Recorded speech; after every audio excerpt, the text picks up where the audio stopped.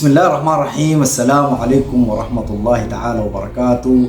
مرحب بكم في برنامج صحتك، البرنامج الذي يشتغل على صحة كل الأشياء التي من حولك.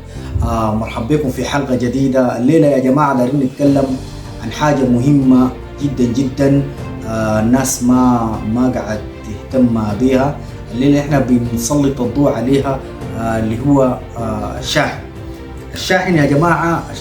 الشاحن ده حاجة مهمة، والناس ما قاعد تهتم بصحة الشواحن بتاعتها. في شاحن في نوع من الشواحن زي ده، وفي نوع الشاحن الوصلة بتاعته منه فيه.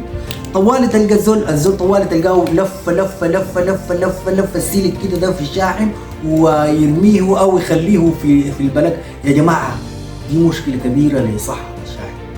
ما تخلي شاحن في البلد، وما تخلي الشاحن ملفوف بالطريقة دي. خلي الوصلة بالطريقة دي كده ده عشان نراعي ويدينا عمر طويل للشاحن.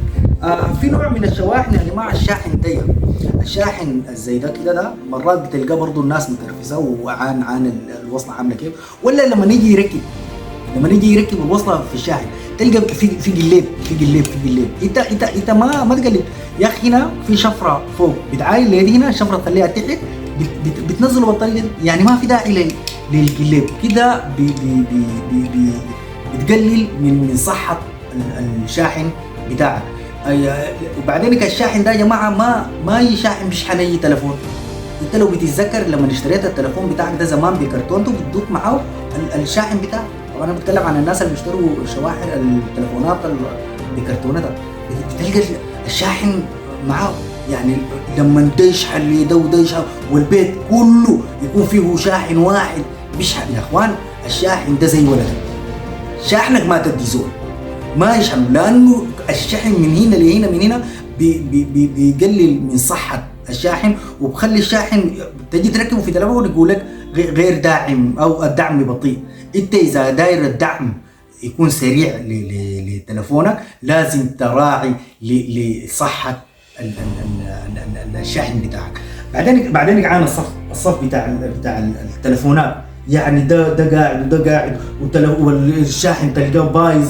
يعني قصة ده تلفون اللبو ده طبعا انت ما بتقدر تقول ما بشحن، بتضطر تدي ابوك الشاحن بتاعك. يا اخوان يا جماعة الشواحن لازم نحافظ على صحتها، والشاحن بتاعك يشحن تلفون بتاعك. لانه نحن هسه الظرف بتاعنا والكهرباء قاطعه ونمشي نشحن عند ناس الطاقات الشمسية. يا اخوان لازم تكون انت ضامن انه الشاحن بتاعك شحن التلفون بتاعك. لانه يعني تلقى التلفون ده بيشحن للشاحن ده والشاحن ده للتلفون. يا اخواننا نخلي بالنا للشواحن بتاعتنا، وان شاء الله ربنا يحفظ كل شاحن يا رب العالمين. وشكرا لكم في هذه الحلقة. الى حلقة جديدة من برنامج صحتك وصحة جديدة. شكرا جزيلا.